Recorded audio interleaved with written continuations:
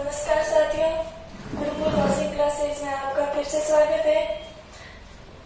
Topic है अपना पाचन तंत्र। आप लोग जानते ही हो, कल अपने पढ़ा था उससे आगे का आज बढ़ते हैं।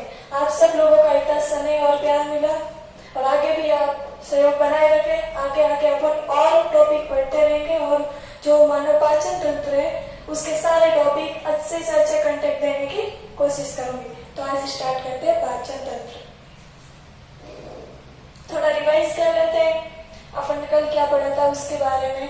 कहा था कि मुख, कुआ, दांत, इसोफेगस, आमाशय तक अपन आ गए थे। ठीक है, आमाशय यानी स्टोमस, आमाशय, इंग्लिश में गए तो स्टोमस।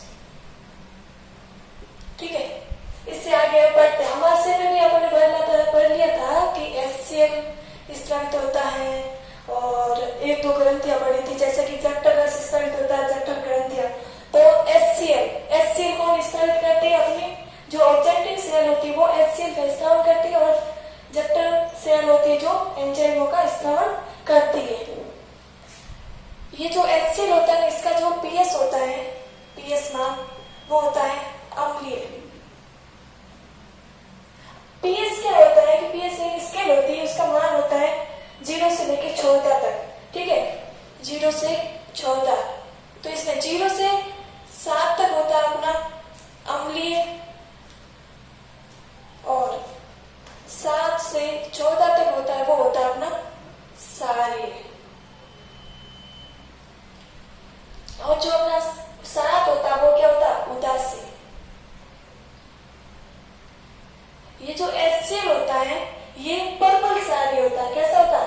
पर्पल क्षारीय। अगर अपन हाथ पे ऐसे रख देना तो ये हाथ को छीलते हुए गिर जाएगा, इतना पर्पल होता है। तो ये क्वेश्चन आता है यहाँ पे, तो इतना पर्पल है HCl अपना हाइड्रोक्लोरिक एसिड, तो अपने शरीर का जो आमाशय है उसको नष्ट क्यों नहीं करता? बात सही है, क्योंकि ये नष्ट क्यों नहीं करता? इसमें एक झिल्ली होती है, श्लेष्मिक झिल्ली। क्या होती है? श्लेष्मिक झिल्ली, या उसको कहते हैं म्यूसिलेज।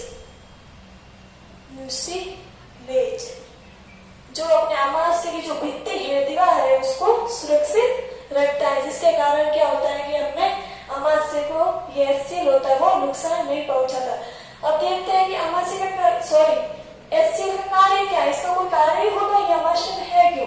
तो इसके कार्य के बारे में बात करते हैं कि HCl का क्या कार्य है अपने शरीर में। ये इस बात समझ आ गया सबको? अब बात करते हैं HCl। सब जानते हैं कि HCl अम्ल होता है। ये क्या करता है कि अपन जो भोजन का अंतर ग्रहण करते हैं उसका क्या करता है? ये पाचन में सहायक है।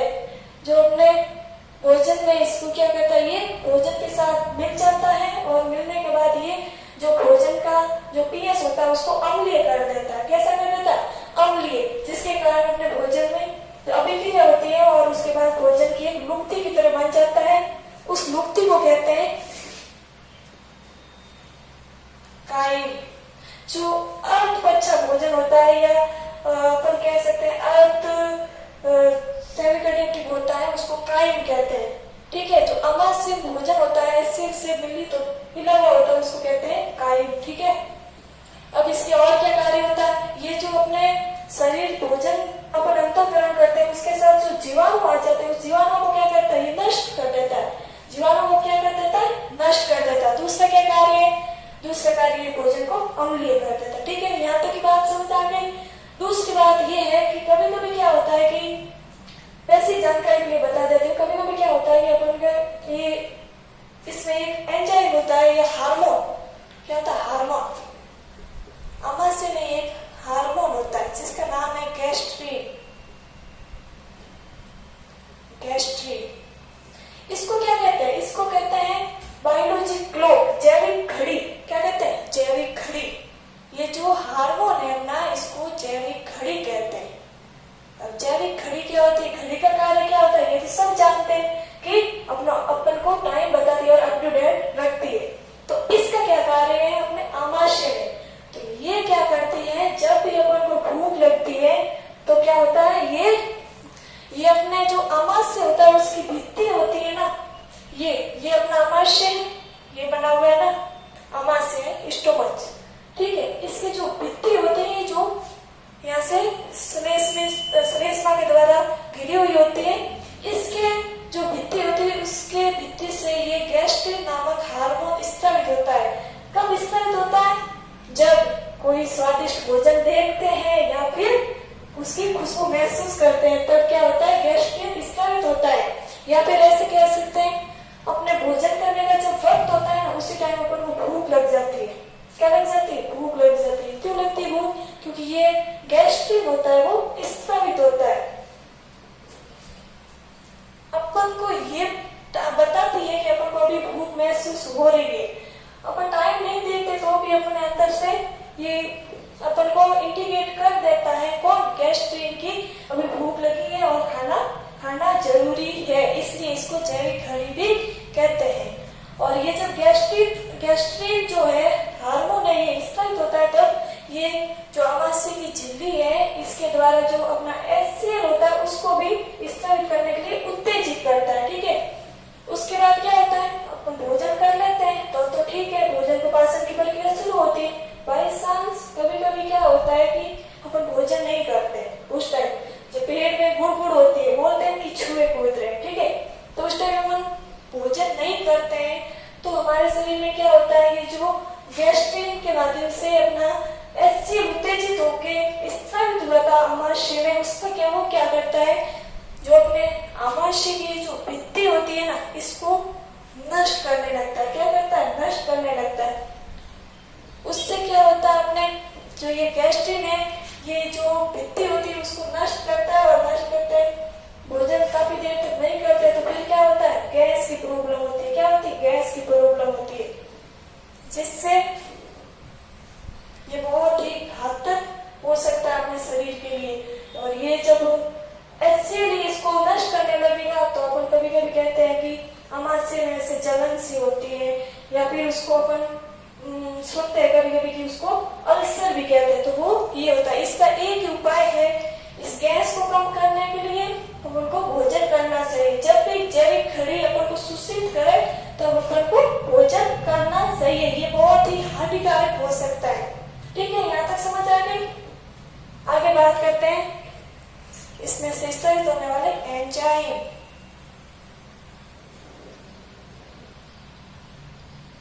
अमाशय की भित्ति से स्रावित होने वाले एंजाइम।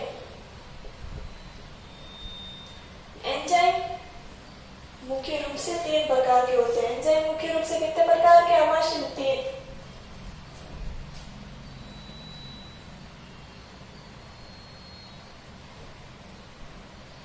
पेप्सिनोजन,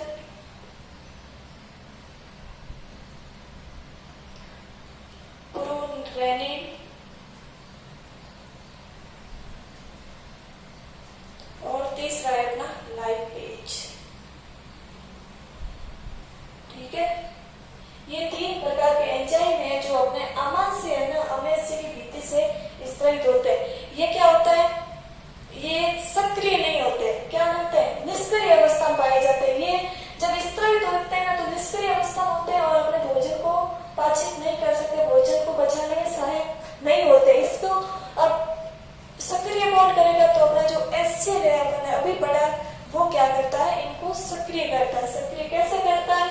तो क्रिया देखते हैं। कौन आया यहाँ पे? HCl। पेप्सिनोजन था, पेप्सिनोजन को किसमें बदला? पेप्सिन में। किसने बदला? पेप्सिन में। फिर है प्रोरेनिन। प्रोरेनिन यहाँ पे क्या आया? HCl। इसको किसने बदला? रेनिन में। रेनिन में बदला। फिर है लाइपेज, और ये क्या करता है? अपन जो दूध खाते हैं ना, दूध में जो थोड़ी बहुत वसा आ जाती है, उस वसा को ये फैटी एसिड में बदल जाती है। फैटी एसिड या वसी अम्ल कह सकते हैं, वसी अम्ल। अब यहाँ बात आई, ये पेप्सिनोजन है, ये कार्य क्या करता है? प्रोरेनिन है, ये कार्य क्या करता है? लाइपेज का मैंने बता दिया। वसी अम्ल, ये वसी अम्ल भी होता क्या है अपन को पता नहीं है, तो इसके बारे में पढ़ते हैं। ये जो पेप्सिनोजन होता है ये अपने अमाशय की भित्ति से स्रावित होता है। HCl के माध्यम से सक्रिय होकर पेप्सिन में बदल जाता है। ये तो जो पेप्सिन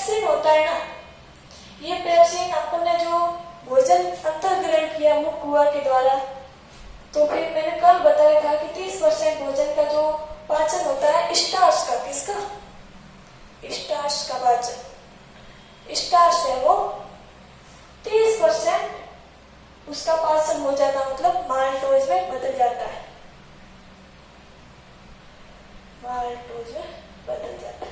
ठीक है, उसके बाद जो भोजन अपने अमाशय में आता है ना, उस जो भी भोजन आता है उसको क्या करता है, ये तोड़ देता है, छोटे छोटे कणों में तोड़ देता है। मैंने पाचन की आपको डेफिनेशन बताई थी कि वृहद अणुओं को या बड़े बड़े अणुओं को छोटे अणुओं में तोड़ना ही क्या कहलाता है, पाचन कहलाता है। तो ये पेप्सिन होता है ना, ये क्या करता है, भोजन के जो भी कण जो अमाशय में आते हैं उनका क्या करता है, छोटे छोटे कणों में तोड़ देता है। ये बहुत ही स्ट्रॉन्ग होता है। इसके साथ क्या होता है, HCl तो मिला हुआ होता है, प्लस HCl तो होता ही है, तो ये भोजन के कणों को तोड़ देता है। यहाँ तक बात समझ आ गई। अब अगला है अपना प्रोरेनिन। ये रेनिन, ये भी एंजाइम है, ये क्या करता है प्रोरेनिन, ये अपनी अमाशय की भित्ति से क्या हुआ, स्रावित हुआ, उसके बाद रेनिन में बदल गया। छोटे बच्चे होते हैं उनमें क्या होता है कि ये अमाशय तभी वो जन्म लेते हैं बच्चे, तो क्या ये जो HCl होता है वो स्रावित होना शुरू होता नहीं है, तो क्या करता है ये रेनिन होता है, ये जो दूध बच्चे छोटे होते हैं दूध पीते हैं, तो दूध को बचाने का कार्य करता है, वो कौन करता है बच्चों में, रेनिन। रेनिन होता है वो जन्म से लेकर 3 साल तक बच्चे होते हैं तब तक ये रेनिन स्रावित होता है, HCl का स्रावण नहीं होता है। तो ये जो रेनिन है वो दूध के पाचन में सहायक है, बड़ों में नहीं है, याद रखना। वयस्क मनुष्य में रेनिन नहीं होता है और प्रोटीन दूध को बचाने का कार्य नहीं करता, दूध में जो प्रोटीन पाई जाती है उसको बचाने का कार्य नहीं करता है। जो छोटे बच्चे होते हैं उनको बचाने, उनके जो भोजन के रूप में दूध लेते हैं उनको बचाने के लिए रेनिन एंजाइम है वो कार्य करता है। दूध को कहा जाता है कि ये सर्वा मतलब पूरा संपूर्ण रूप से आहार है, लेकिन वयस्क लोग होते हैं उनमें दूध का पाचन होता है वो, उससे अपन को जो वयस्क में याद रख लेते हैं, वयस्क में दूध से प्रोटीन है वो वयस्कों में प्राप्त नहीं होते, दूसरे पदार्थ प्राप्त हो जाते हैं जैसे कि कैल्शियम है और जो पोषक पदार्थ प्राप्त होते हैं, लेकिन वयस्क में दूध से प्रोटीन प्राप्त नहीं होती है। प्रोटीन प्राप्त क्यों नहीं होती है, क्योंकि रेनिन एंजाइम होता है वो एब्सेंट होता है, किसमें, वयस्क में रेनिन एंजाइम होता है वो एब्सेंट होता है। तो फिर दूध के पाचन में और कौन सा एक होता है, तो मैंने कहा यहाँ पे एक एंजाइम होता है, दूध का पाचन होता है, देख लेते हैं छोटी आंख होता है तो उसमें होता है एक एंजाइम लैक्टेज,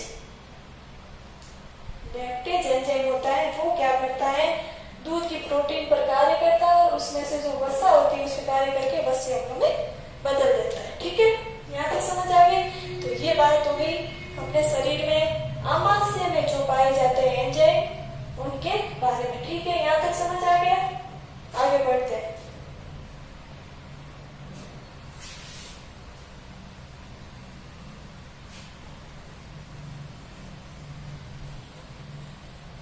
तो अमाशय में कितने प्रकार के एंजाइम होते हैं, 3 प्रकार के, कौन कौन से, पेप्सिन, रेनिन और लाइपेज। ठीक है, अब अमाशय तक की बात हो गई, भोजन यहाँ तक आ गया।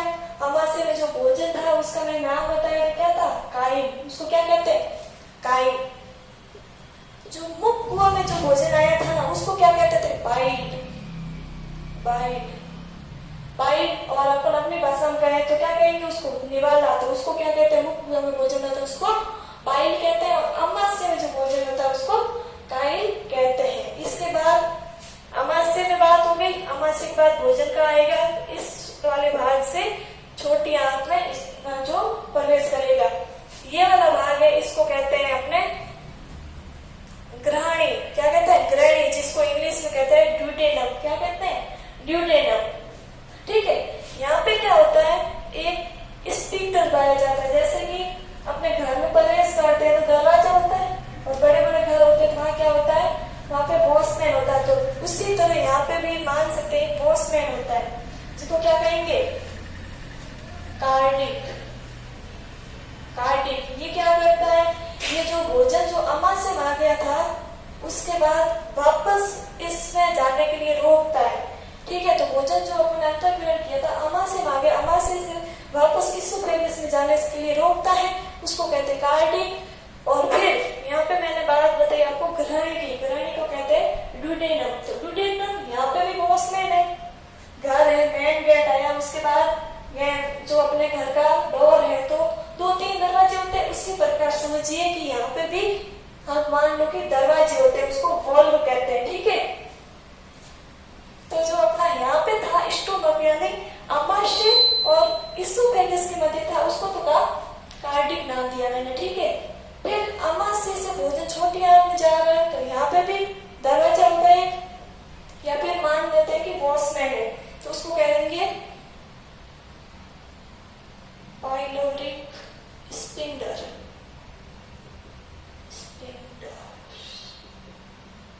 ठीक है, ये क्या करता है, ये वापस छोटी आंत से अमाशय भोजन को जाने से रोकता है। ठीक है, यहाँ तक बात आ गई।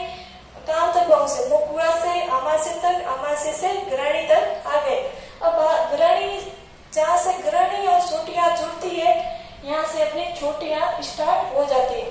अमाशय की बात कंप्लीट हो गई। अब बात करते हैं छोटी आंत की।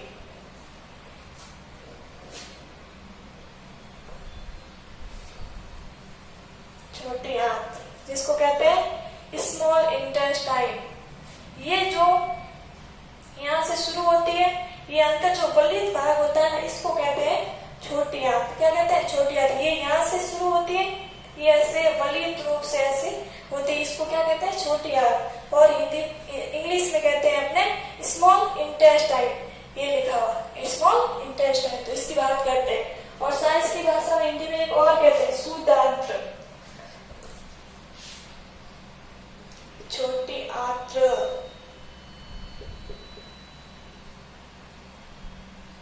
या स्मॉल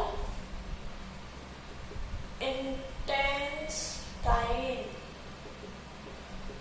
एक इसका और क्या नाम है, साइंस की भाषा में देखें, विज्ञान की भाषा में देखें, तो वो है सुदांत्र। सुदांत्र, सुदांत्र, सुदांत्र।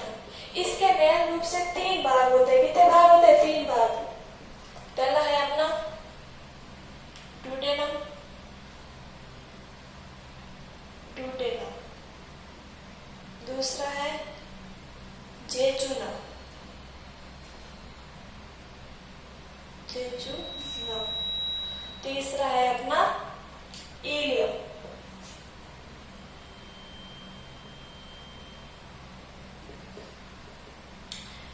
ये जो 3 भाग है, ये किसके हैं, अपनी छोटी आंत के। अब भोजन कहाँ गया, छोटी आंत में। सबसे अमाशय में अपने भोजन का पाचन वो आंशिक रूप से हुआ, उसके साथ जो माध्यम था वो अम्लीय था। अम्लीय किसके माध्यम से हुआ, एचसीएल के माध्यम से हुआ, अम्लीय था। अब आ गया ग्रहणी में। अब भोजन का जो माध्यम है वो बदल जाएगा। माध्यम क्या होगा, बदल जाएगा। कैसा हो जाएगा, सारीय। माध्यम कैसा हो जाएगा, सारीय। सारी किसके माध्यम से होगा, तो यहाँ देखिए, यहाँ ध्यान दीजिए, ये मैंने संरचना बनाई है लीवर की। किसकी बनाई है, लीवर, जिसको हिंदी में कहते हैं यकृत। ठीक है, इधर मैंने एक पत्ती नुमा संरचना बनाई है, ये यहाँ पे लगी हुई रहती है, इसका नाम है पैनक्रियाटिक यानी कि अग्नाशय। इसको हिंदी में क्या कहते हैं, अग्नाशय। ये 2 होती है अपने जो ग्रंथियां होती है। क्या होती है, ग्रंथियां, जो अपने भोजन के पाचन में सहायक होती है। तो कौन सी ग्रंथि होती है, एक तो अपनी होती है यकृत ग्रंथि, कौन सी, यकृत ग्रंथि। दूसरी होती है अग्नाशय ग्रंथि या पैनक्रियाटिक, अग्नाशय ग्रंथि।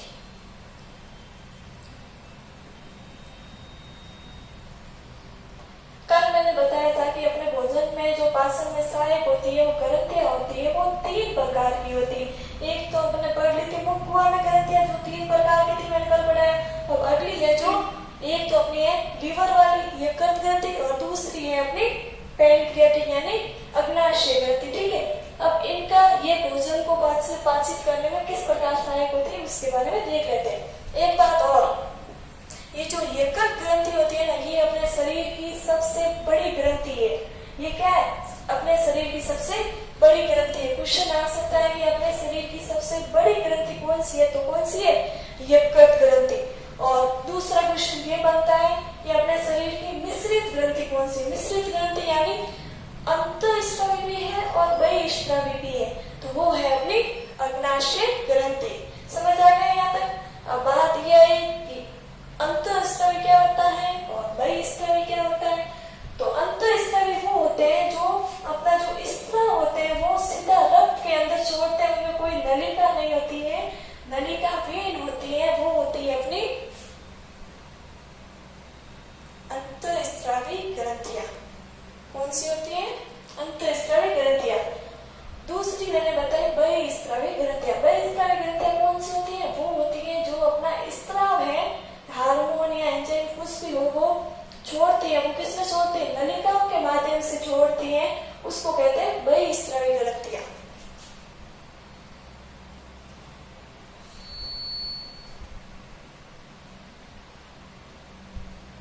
बहिःस्रावी ग्रंथियां।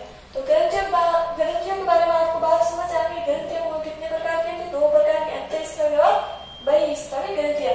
अगला अपना लेक्चर आएगा, उसमें अपन पढ़ेंगे कि ग्रंथियां क्या होती है, एंडोक्राइन सिस्टम, पूरा सिस्टम है पाचन तंत्र की तरह, वो पढ़ेंगे, वहां पे अपन चर्चा करेंगे। अभी तक यहाँ तक इतना ही है कि अंतःस्रावी और बहिःस्रावी कहते हैं इसको, ठीक है। अब अपन बात कर रहे थे यकृत ग्रंथि की। ये कैसे से आएगा, तो यकृत होता है, इसमें अपने पाया जाता है गॉल ब्लेडर। क्या पाया जाता है, गॉल ब्लेडर, जिसको क्या कहते हैं, पित्ताशय, हिंदी में कहते हैं पित्ताशय। ये क्या करता है, ये पित्त रस को स्टोर करता है। पित्त रस का जो निर्माण करता है, फॉर्मेशन करता है, वो तो करता है अपना यकृत ग्रंथि। और यकृत ग्रंथि जो स्रावित पित्त रस होता है उसको संग्रहित या स्टोर करता है, वो करता है अपना पित्ताशय। कौन करता है, पित्ताशय। फिर क्या होता है, पित्ताशय ये नलिका होती है, उसके माध्यम से पित्त रस है वो अपनी ग्रहणी वाले भाग से छोटी आंत में प्रवेश करता है। ठीक है, यहाँ तक समझ आ गया। फिर अपनी अगली ग्रंथि आती है पैनक्रियाटिक यानी अग्नाशय ग्रंथि। ये क्या करती है, इसके बारे में समझते हैं। यहाँ तक समझ आ गया, ये मैं क्लियर कर देती हूँ, आगे बढ़ते हैं।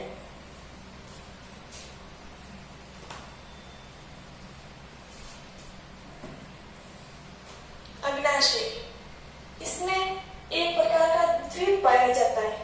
इस द्वीप का नाम क्या है, लैंगर हैंस द्वीप। लैंगर हैंस द्वीप ये किसमें होता है, अग्नाशय के अंदर होता है। ठीक है, अग्नाशय कौन सा, अपना ये अग्नाशय। ये अग्नाशय जैसे ही होता है ना, अपने यहाँ पे ये ऐसे जुड़ा हुआ होता है। इसके अग्नाशय के भी 3 भाग होते हैं। शीर्ष वाला भाग यहाँ पे लगा हुआ रहता है, बीच वाला भाग बोटी भाग या मध्यम भाग, और पीछे वाला ये भाग होता है, उसको कहते हैं पूंछ भाग या टैल भाग। ठीक है, इसके तो अग्नाशय के लिए ग्रंथि है, इसके 3 भाग होते हैं। और जो पीछे वाला भाग होता है, मैं बना लेती हूँ अपने, ये ड्यूटेनम के साथ ऐसे जुड़ी रहती है।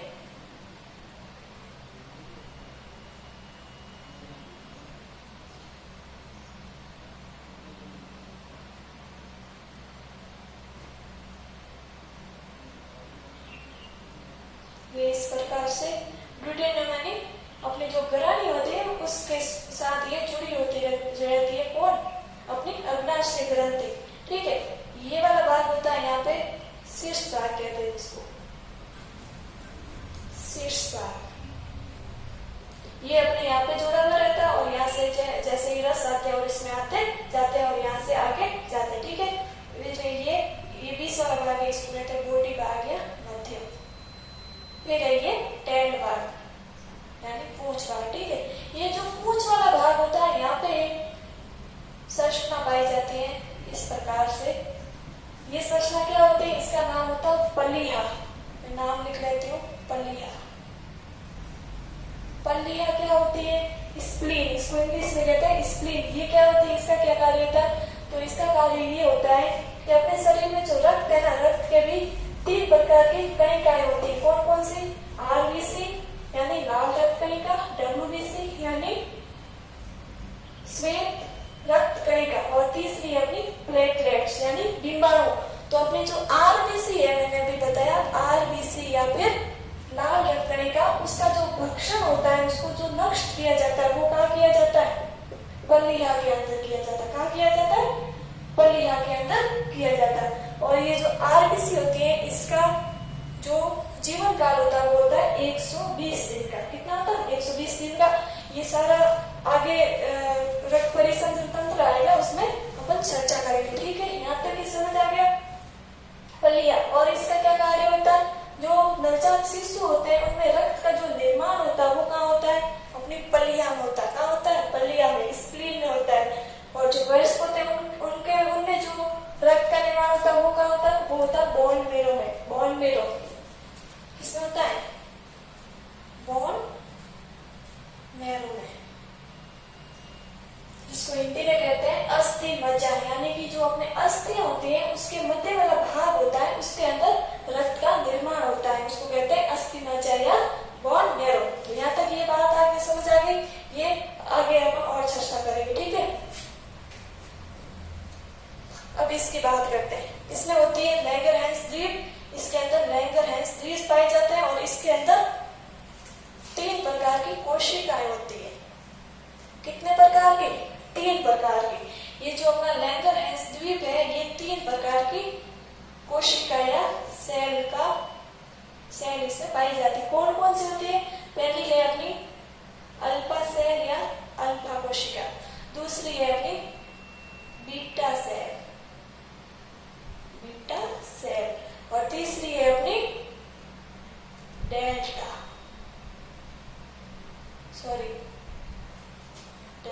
सेल। ठीक है, अब इनका क्या कार्य होता है? ये क्या करती है? जो ये अपनी अल्फा सेल होती है, ये स्त्रावित करती है हार्मोन का। किसका स्त्राव करती है? हार्मोन का। हार्मोन का नाम क्या है? ग्लूकेगॉन। हार्मोन है अपना ग्लूकेगॉन। दूसरी है अपनी बीटा कोशिका। ये क्या करती है? ये भी एक प्रकार के हार्मोन का स्त्राव करती है। वो हार्मोन कौन सा है? आपने सबने सुन रखा है, वो है अपना इंसुलिन। कौन सा? इंसुलिन। इसके बारे में अभी चर्चा करेंगे। और फिर है अपनी डेल्टा कोशिका। ये स्त्रावित करती है एक हार्मोन का जिसका नाम है सोमेटोस्टेटिन।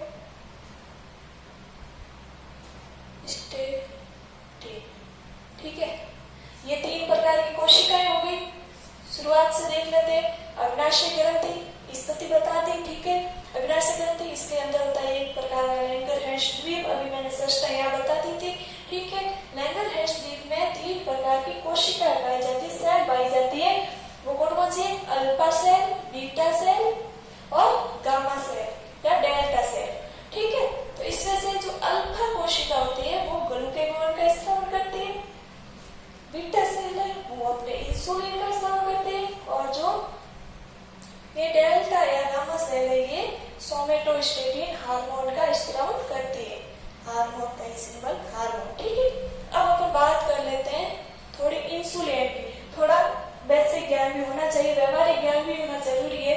पढ़ा तो हर कोई सकता है, पढ़ा के चला जाएगा, आप सुन लोगे, वो काम नहीं आता। व्यवहारिक ज्ञान होना जरूरी है, तो इसके बारे में जान लेते हैं। ठीक है, चर्चा करते हैं इंसुलिन की।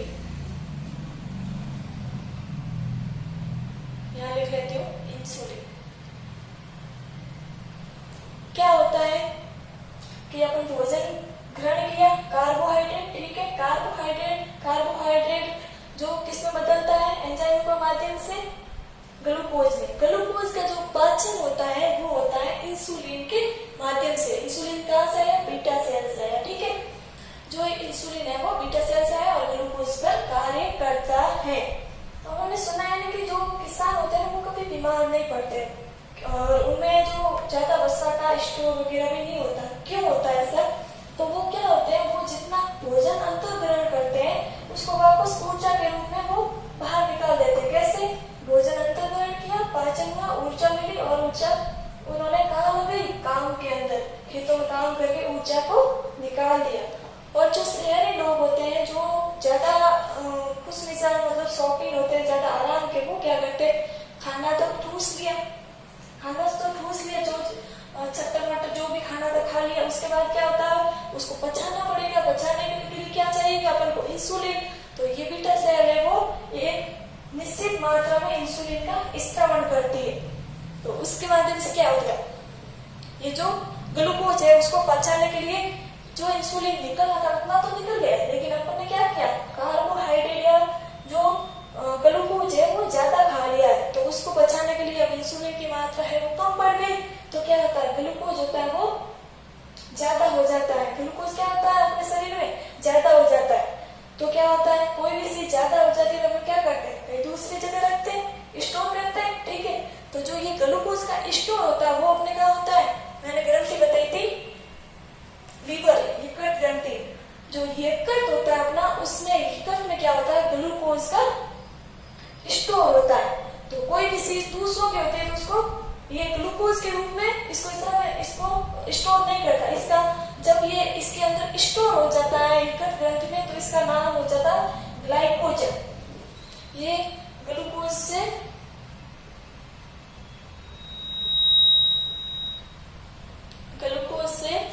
ग्लाइकोजन, ग्लूकोज से ग्लाइकोजन में बदल जाता है। और ग्लाइकोजन होता है वो अपने शरीर में यकृत में स्टोर रहता है। ठीक है, उसके बाद क्या होता है, कितना स्टोर करेगा, आखिर रूम की जो साइज है उसके अंदर उतना माल भर दिया, उसके बाद वो भर जाएगा तो उसमें और तो कुछ नहीं रख सकते ना, तो कितना करेगा।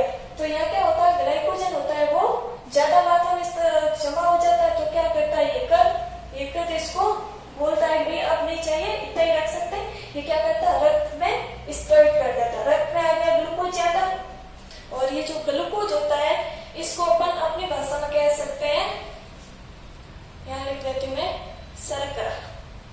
ग्लूकोज को क्या कह सकते हैं, शर्करा। और शर्करा क्या होती है, शुगर क्या होती है, मीठी। ठीक है, जैसे ही अपने शरीर में शुगर ज्यादा हो जाएगी तो उसको अपन रोग कहते हैं मधुमेह। कौन सा रोग होता है, मधुमेह। मधुमेह यानी शुगर, डायबिटीज। तो रक्त में भी ज्यादा हो गया क्या, ग्लूकोज ज्यादा होगा तो वो बोलेगा किसको, पैनक्रियाज, मतलब अग्नाशय ग्रंथि को, भाई अब ज्यादा वापस तो इसको बीटा कोशिका को बोलेगा कि भाई इंसुलिन स्रावित कर और इसको ग्लूकोज को है वो रक्त में से बाहर निकालना है। तो फिर ज्यादा हो जाता है, क्योंकि अपन ने जितना ग्लूकोज खाया था उसका पूरा तो काम आया नहीं, तो वो ज्यादा होता है। उसके बाद क्या हो जाता है, रक्त में ग्लूकोज की मात्रा बढ़ जाती है, और इसको ही कहते हैं डायबिटीज। क्या कहते हैं, डायबिटीज। इसके बाद क्या होता है, इंसुलिन क्या होता है, इंसुलिन ज्यादा स्रावित कर नहीं सकता और ये हो जाता है निष्क्रिय। क्या हो जाता है, निष्क्रिय। उसके बाद क्या होता है, डायबिटीज रोग होता है, और फिर इंसुलिन लेते रहो, क्योंकि अपने शरीर में तो इंसुलिन बनेगा नहीं। तो ऐसे ही होता है अपना रोग, कौन सा, मधुमेह या डायबिटीज। ठीक है, या तो ये बात समझ आ गई। अब अपन बात कर रहे थे पैनक्रियाटिक या लीवर ग्रंथियां, जो सहायक ग्रंथियां होती है, जो अपने भोजन को, जैसे ये छोटी आंत में है तो उसको कैसे कर लेती, सारी। अब माध्यम कैसा हो गया, सारी। कहाँ हो गया, छोटी आंत में। भोजन छोटी आंत में है तो उसका माध्यम कैसा हो गया, सारी हो गया। ठीक है, तो सारी होता है। उसके बाद इसमें एंजाइम होते हैं। कितने प्रकार के एंजाइम होते हैं, 5 प्रकार के एंजाइम।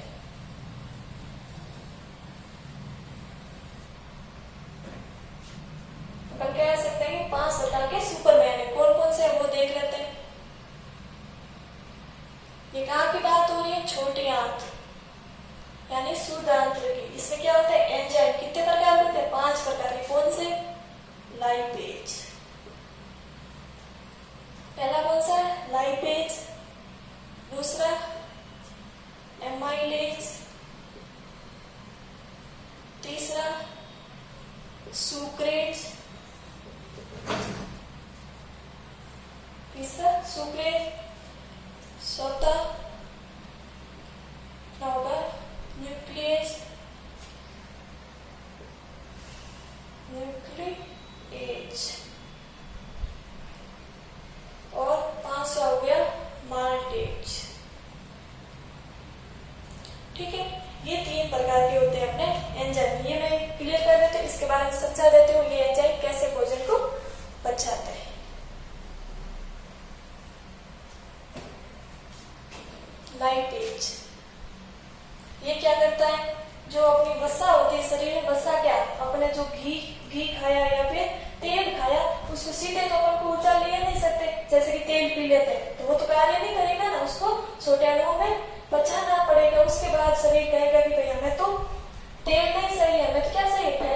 चाहिए, जो अपनी वसा होती है उस पर कार्य करता है अपना लाइपेज एंजाइम, और लाइपेज एंजाइम कार्य करके यहाँ मैं लिख लेती हूँ लाइपेज। ये लाइपेज वसा पे कार्य किया, लाइपेज, और वसा को किसने तोड़ दिया, इसने फैटी एसिड या वसीय अम्ल, और किसने तोड़ दिया प्लस मोनोसैकेराइड।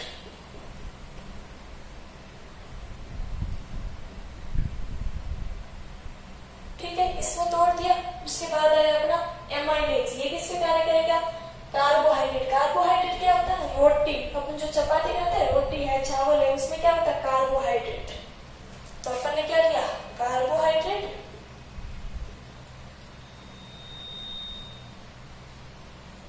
कार्बोहाइड्रेट में कार्य किसने किया एमाइलेज। एमाइलेज ने कार्य किया और किसमें बदलेगा ग्लूकोज में। किसने बदला ग्लूकोज में। ठीक है, फिर अपना आया लाइपेज। एक और होता है वो बाद में बताते हैं, सुक्रेज। ये क्या करता है, सुक्रोज पर कार्य करता है। किस पर कार्य करता है, सुक्रोज पे। कौन करता है, सुक्रेज। और किसमें बदलता है, अपने ग्लूकोज और ग्लेक्टोज। इससे बदल देता है। कौन कार्य करता है, सुक्रोज। सुक्रोज पे कार्य कौन करता है, अपना सुक्रेज एंजाइम, और बदलता है किसमें ग्लूकोज और ग्लेक्टोज। उसके बाद न्यूक्लिएज। ये क्या होता है, ये किस पे कार्य करता है, ये अपना है न्यूक्लिक एसिड होते हैं। कौन से, डीएनए और आरएनए। डीएनए और आरएनए, डीऑक्सीराइबोन्यूक्लिक एसिड और राइबोन्यूक्लिक एसिड। ये जो अपने आनुवांशिक नाम सुना ही होगा, वंशागति, उसके बारे में तो आगे बढ़ेंगे तो बताएंगे। तो ये जो वाहक होते हैं आनुवांशिकता के, वो डीएनए और आरएनए। इसमें कार्य कौन करता है, न्यूक्लिएज। और किसमें तोड़ देता है, न्यूक्लियो, ये होता है अपना न्यूक्लियो टाइड, एक होता है टाइड और एक होता है न्यूक्लियोसाइड।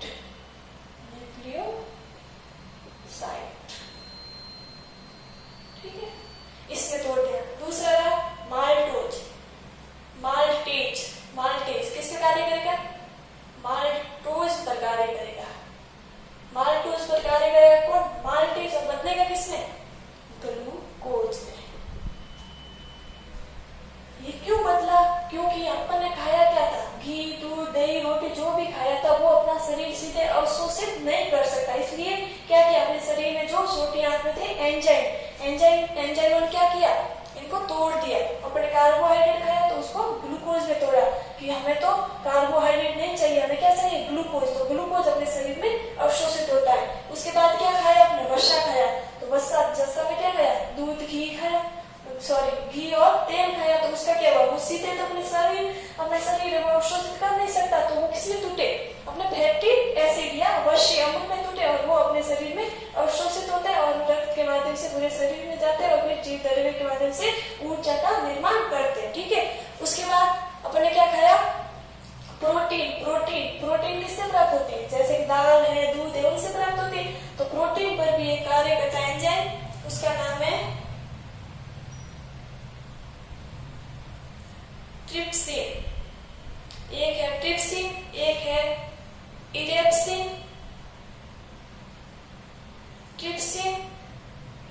और एक है प्रोटीएज। कौन सा, प्रोटीएज क्या करता है, प्रोटीन पर कार्य करता है कौन, प्रोटीएज। और किसमें तोड़ता है, अमीनो अम्ल में। ये जो प्रोटीएज एंजाइम होता है वो प्रोटीन को किसमें तोड़ देता है, अमीनो एसिड इसमें तोड़ देता है। और ये जो ट्रिप्सिन होता है, ये ट्रिप्सिनोजन होता है, और इसके बाद में ये ट्रिप्सिन में बदलता है। किसके माध्यम से, अपनी छोटी आंत होती है, वो एक प्रकार के रस स्रावित करती है। उस रस का नाम है इंटेरोकाइनिन। ये क्या करता है, अपनी आंत है वो स्रावित करती है, और इस जो ये ट्रिप्सिनोजन होता है उस पर कार्य करती है, और ट्रिप्सिनोजन को ट्रिप्सिन में बदल देती है और ट्रिप्सिन है वो अपनी प्रोटीन पर कार्य करता है और प्रोटीन का पाचन करता है। तो यहाँ तक प्रक्रिया समझ आ गई। अपने भोजन अंतःग्रहण किया, किस तरह पाचन हुआ, क्या हुआ वो समझ लिया। तो अपने आमाशय तथा भोजन का आंशिक पाचन होता है। उसके बाद भोजन आया छोटी आंत में। छोटी आंत में क्या होता है, पूरी तरह से अपना जो पाचन होता है वो छोटी आंत में हो जाता है। कहाँ हो जाता है, छोटी आंत में। छोटी आंत में 3 भाग होता है, मैंने ड्यूडेनम, जेजुनम और इलियम। जो अपना इलियम वाला भाग होता है, इसमें क्या होता है, जो अपना भोजन खाया है उसके छोटे छोटे अणुओं में तोड़ दिया। कैसे, कार्बोहाइड्रेट, उसको किसने तोड़ा, ग्लूकोज ने। अब उसको अवशोषित कर सकते हैं। उसके बाद प्रोटीन उसको किसने तोड़ा, अमीनो एसिड में, उसका अवशोषण हो सकता है। उसके बाद अपने खाई वसा मतलब तेल और घी, तो वो किसमें टूटी, फैटी एसिड में, तो उनको अवशोषित कर सकते हैं। अवशोषित कैसे करते हैं, ये जो अपनी जो छोटी आंत है ये अंदर बनी हुई है ना, इसको कहते हैं छोटी आंत। ये जो वलित भाग है इसको छोटी आंत कहते हैं। इसकी जो लंबाई होती है वो होती है 7.5 मीटर। ये बहुत लंबी होती है, 7.5 मीटर होती है। तो ये क्या, इसके ऊपर छोटे छोटे सूक्ष्म अंकुर होते हैं जिसको कहते हैं विलाई। क्या कहते हैं, यहाँ लिख देते हैं विलाई। ये सूक्ष्म अंकुर होते हैं, वो क्या करते हैं, भोजन के जो कण होते हैं जो अभी जैसे बन चुके हैं, क्या, अमीनो एसिड, ग्लूकोज और वसी अम्ल, इनको क्या करते हैं, अवशोषित करते हैं। कौन करते हैं, जो अपने अंदर आंत के अंदर छोटी आंत में जो विलाई नामक संरचना होती है वो उसका अवशोषण कर लेती है। यहाँ तक बात समझ आ गई। ये बात होगी अपनी छोटी आंत की। और जो सबसे ज्यादा जो अवशोषण होता है वो कहाँ होता है, अपने इलियम भाग में। कहाँ होता है, इलियम भाग में। ठीक है, छोटी आंत की बात समझ आ गई। आगे बढ़ते हैं बड़ी आंत।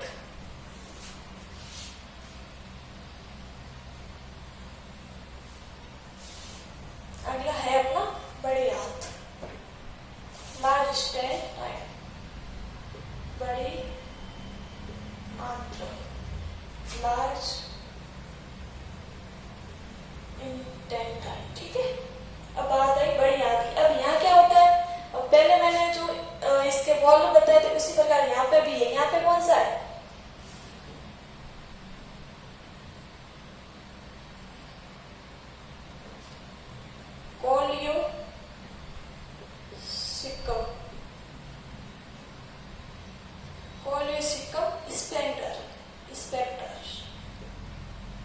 ये क्या करता है, ये जो भोजन अपनी बड़ी आंत में आ गया है उसको छोटी आंत में जाने से रोकता है।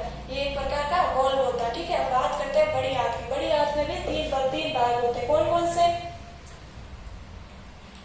सिक्कम, कहा गया, सिक्कम, कॉलन और रेक्टम, इसके 3 भाग है। बड़ी आंत है, इसके भी 3 भाग है। कितने भाग है, 3। कौन कौन से देख लेते हैं। पहला है सिक्कम, दूसरा है कॉलन, तीसरा है रेक्टम। ये 3 प्रकार के भाग होते हैं। किसके होते हैं, बड़ी आंत में।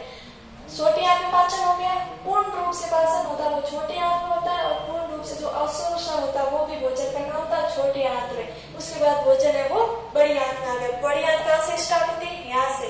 ये बड़ी आंत है, इसमें ये वाला भाग है वो अपना सिक्कम भाग है, ये अपना है कॉलन भाग है, और ये वाला भाग है वो अपना ये दिख रहा है ये रेक्टम भाग है। ये भी इसके ये वाला भाग है जो इसको कहते हैं असेंडिंग भाग, ये होता है अनुप्रस्थ भाग ट्रांस, और ये होता है जो अपना डिसेंडिंग भाग। इसको भी 3 भागों में बांटा गया है। ठीक है, इसको बृहदांत्र भी कहते हैं। साइंस की भाषा में हिंदी में कहते हैं इसको बृहदांत्र भी कहते हैं। ठीक है, तो अब इसमें क्या होता है, इसमें किसी भी प्रकार का पाचन नहीं होता। इसमें क्या होता है, ये अवशिष्ट पदार्थ होता है, इसका थोड़ा बहुत जो होता है अवशोषण होता है। अवशोषण भी किसका होता है, जल का। किसका होता है, जो बड़ी आंत है इसमें अवशोषण होता है वो होता है जल का। जल और जो थोड़ी भी मात्रा होता है वो होता है अपना खनिज लवण या मिनरल्स। इनका जो अवशोषण होता है वो कहाँ हो जाता है, बड़ी आंत में। ठीक है, तो बड़ी आंत समझ में आ गई। बड़ी आंत के 3 भाग, सिक्कम, कॉलन, रेक्टम। ठीक है, इसको अपन अंधनाल भी कहते हैं, अंधनाल। रेक्टम इसको अपन मलाशय भी कहते हैं, मलाशय। पाचन हो गया, श्वसन हो गया, उसके बाद जो अवशिष्ट पदार्थ रहता है उसको क्या कहते हैं, मल कहते हैं। और मल होता है वो अपने मलाशय में क्या होता है, मलाशय में अपना स्टोर हो जाता है और उसके बाद बाहर जो बहिस्रावित कर लिया जाता है। बहिस्रावित कहाँ से होता है, एनस। जो लास्ट भाग होता है अपना वो होता है एनस यानी गुदा द्वार। ठीक है, गुदा द्वार कहाँ जुड़ा रहता है, अपना कॉलन वाला भाग होता है उससे रेक्टम, रेक्टम से जुड़ा रहता है एनस। और उसके बाद एक ये भाग होता है यहाँ पे, उसकी बात कर लेते हैं। यहाँ तक समझ आ गया। आगे बात करते हैं अपेंडिक्स की। एक अपने होता है अपेंडिक्स, नाम सबने सुना है अपेंडिक्स। ये जो यहाँ पे ये छोटी सी संरचना दिखाई दे रही है ये है अपने अपेंडिक्स। अपने मानव शरीर में मैंने अभी बताया था आपको सिक्टम या अंतनाल और कॉलन और जिसको कहते हैं अंतनाल और दूसरा है अपेंडिक्स, परिशेषिका, इसको हिंदी में कहते हैं परिशेषिका। ये दो भाग ऐसे हैं जो अपशिष्ट है, मतलब इनका शरीर में कोई कार्य नहीं है, अवशिष्ट रूप से इनका कोई शरीर में कार्य नहीं है। ये अपने जो शाकाहारी जीव होते हैं उनमें क्या कहते हैं, ये सेलुलोज होता है उसका पाचन में कार्य करते हैं, अपने शरीर में इसका कोई कार्य नहीं है, ये अपशिष्ट है, मतलब इनका कोई कार्य नहीं है, ऐसे ही है। ठीक है, तो इनमें कभी कभी क्या होता है, इसमें जीवाणु इंफेक्शन हो जाता है तो क्या होता है, ये सूज जाती है और इसमें स्वेलिंग आ जाती है, जिससे क्या होता है अपेंडाइटिस रोग हो जाता है, जिसके कारण इसको हटा दिया जाता है और बाहर निकाल दिया जाता है। कहते हैं अपेंडिका ऑपरेशन, तो वो ही है अपेंडिक्स। ये अपने शरीर में इसका कोई कार्य नहीं होता है। कभी कभी क्या होता है इंफेक्शन या जीवाणु इंफेक्शन या सूजन आ जाती है तो इसमें फिर इस पेट में दर्द होता है, ये अपने दाई साइड होता है शरीर के और इसको निकाल दिया जाता है। ठीक है, यहाँ तक समझ आ गया। ये बात होगी अपेंडिक्स। तो अपने कौन से अंतनाल और अपेंडिक्स ये दोनों भाग होते हैं, वो क्या होते हैं, अपशिष्ट होते हैं, इनका अपने शरीर में कोई कार्य नहीं होता। तो ये था अपना पूरा पाचन, समझ आएगा, पूरा मैंने पढ़ लिया 2 भागों में। तो thank you so much, like share और सब्सक्राइब जरूर करना।